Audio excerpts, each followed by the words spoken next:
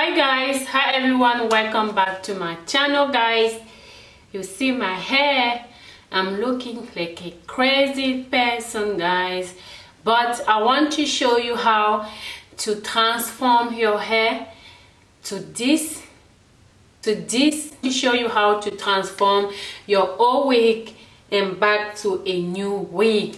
Guys, I want to show you some product I want to use on this hair. Guys, you see how this hair look crazy. I want to, because some people when they buy the hair after they don't know how to maintain the hair. I want to show you how to maintain your hair guys, because hair is very expensive. This hair is very expensive. You can spend like 200 300 just for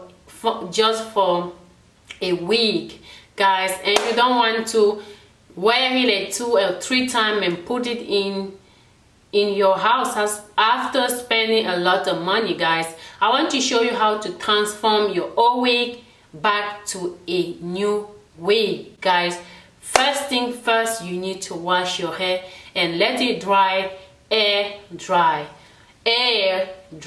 okay?